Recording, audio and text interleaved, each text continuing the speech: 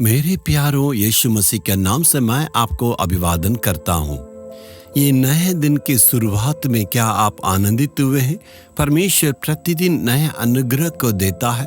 प्रति बोझ उसकी अनुग्रह ताजा है। यीशु मसीह को ताजा ताजा हमें देखना है। प्रतिदिन प्रार्थना करते हैं, ये पर्याप्त है इसे नहीं समझना है। प्रतिदिन प्रभु की चरणों पर नए आशीष को पाना है। प्रतिदिन परमेश्वर नए आशीषों को सामर्थ्य को देता है। आज के दिन के लिए जो जरूरत है उस अनुग्रह को परमेश्वर आपके लिए देंगे। प्रतिदिन परमेश्वर को हमें धन्यवाद देना है। हे प्रभु, तू हमारे साथ रहता है। धन्यवाद दे के नया दिन को शुरुआत करना। आज का दिन में भी परमेश्वर का वचन के लिए बेताब से आप इंतजार कर रहे हैं ना। बाइबल में इफिसियों 5 अध्याय का 16 वचन में देख सकते हैं, और अवसर को बहुमोल समझो क्योंकि दिन बुरे हैं। समय को हमें बहुमोल समझना चाहिए। अंतिम दिनों में आए हैं तो हमें समय को व्यर्थ बिताना नहीं है। खास करके वचन कहता दिन बुरे हैं तो हमें सावधान रहना है। समय का अंत होने वाला, इसलिए बुरा दिन आ गए हैं। जहाँ कहीं भी आप देख रहे हैं पाप बढ़ गया है, अधर्म बढ़ गया, इधर उधर की बातें बढ़ गई है, तो चारों तरफ में बुरी बातें बढ़ते आ रही है।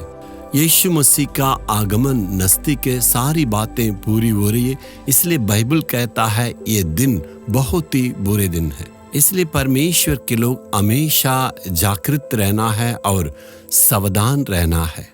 प्रभु कहता है दिन बुरे हैं, हमें सावधान रहना है। इसलिए हमेशा सावधान रहने के लिए प्रभु की उपस्थिति में रहना है।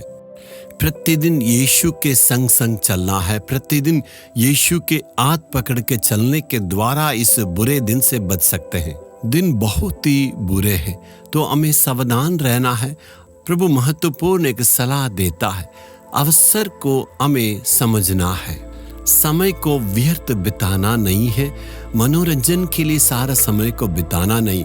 अगर आपका जीवन में एक वक्त बीत जाता, एक दिन बीत जाता, तो वापस कभी भी नहीं आएगा। समय को व्यर्थ बिताना नहीं, समय का अवसर को बहुमूल्य समझना। आज का दिन में क्या आपने निर्णय किया है? किन कामों में हमें आगे बढ़ना है? सुबह में क्या करना, दोपहर में क्या करना, रात में क्या करना, दिन भर आज क्या करना, आज कैसे बाइबल पढ़ना है, किन बातों के लिए प्रार्थना करना है, कैसे क्या क्या करना। बहुतों को जीवन में एक दिन में क्या करना है मालूम नहीं। समय को पूरा पूरा बर्बाद करते हैं। पूरे दिन सेलफोन में ये व्यर्थ बिताते हैं और समय को बर्बाद करते हैं। व्यर्थ बातों में, इधर उधर की बातों से समय को बिताते हैं। परमेश्वर कहता है दिन बुरे हैं, इसलिए हमें अवसर को बहुमोल समझना है।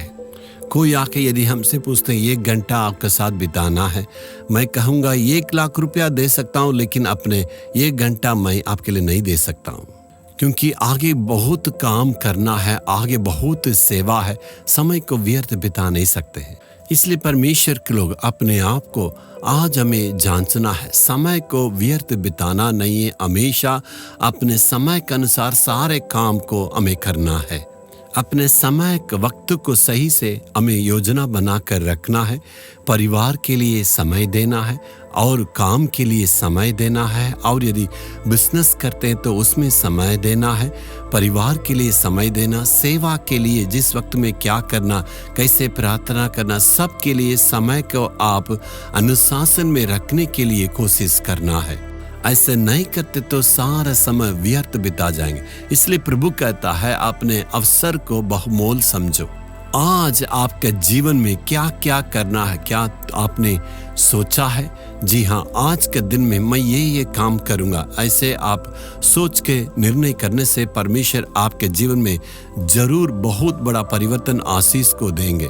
प्रार्थना के साथ हे परमेश्वर समय के अनुसार ये काम को सही वक्त के अनुसार करने के लिए अनुग्रह दें, ऐसे दुआ मांगना है। तब परमेश्वर आपके लिए मदद करेंगे। जो व्यक्ति वक्त के लिए योजना नहीं बनाएंगे तो प्रभु उनको मदद नहीं करेगा। जैसे ही आप सुबह उठते हैं परमेश्वर की चरणों पर आके, हे परमेश्वर मुझे ये काम करना और वो काम करना वक्त के अनुसार करने के लिए मदद करेंगे, ऐसे प्रार्थना करेंगे तो उस दिन में पूरा काम का पूरा करेंगे। ऐसे ही दिल में तो आनंद आएगा। मैं भी ऐसे ही करता हूँ। सुबह उठ के प्रभु मुझे क्या करना है, किन बातों के लिए प्रार्थना करना है, किस सेवा में जाना है, किन आत्माओं को जीतने के लिए बात करना है और ऑफिस के क्या क्या काम करना, वो सारी बातों के लिए योजना बनाते हैं। प्रार्थना के समेत किन बातों में प्रभु जी अगुवाई कर ऐसे प्रार्थना करने से परमेश्वर सारे काम को पूरा करने के लिए मदद करता है। सारे काम को प्रभु की चरणों के पास ले जाके प्रार्थना करने से आप उसको पूरा करेंगे। व्यर्थ समय को कभी भी आप बिताएंगे नहीं। तब आप वक्त के अनुसार पूरा काम करेंगे। कभी कभी एक ही दिन में 3 दिन के काम को पूरा करना पड़ता है। 3 बड़े संदेश को कभी कभी तैयार करना पड़ता, उसके साथ साथ छोटे 6-7 संदेश को बोलना पड़ता और रिकॉर्डिंग करना है और नए लोगों से मिलना पड़ता और लोगों के लिए प्रार्थना दुआ सेवा को आगे करना पड़ता है। काम को देखिए हमें लगता है ये 3 दिन का काम है, लेकिन प्रार्थना का समेत प्रभु की चरणों के पास आके मदद मांगने से उस शाम का वक्त में हमें पता चलता परमेश्वर ने वो सारे काम को अच्छा से करने के लिए हमें योजना बनाया है और हमें मदद भी किया है। समय को व्यर्थ नहीं बिताना है, वक्त के अनुसार काम करना, कभी भी आलसी नहीं बनना, तो परमेश्वर आपके कामों में जरूर आशीष देगा। हे प्रभु, वक्त के अनुसार काम करना है, कभी भी समय को व्यर्थ नहीं बिताना, तू हमें मदद करना है। आज दिन भर हमारे साथ रख के सारे कामों में तू हमें मदद करना है। यीशु के नाम में आमीन आमीन। Jesus redeem Hindi YouTube channel को सब्सक्राइब करें। सब्सक्राइब बटन पर क्लिक करें और बेल आइकन को भी क्लिक करके हर दिन की नई कार्यक्रमों की जानकारी प्राप्त करें।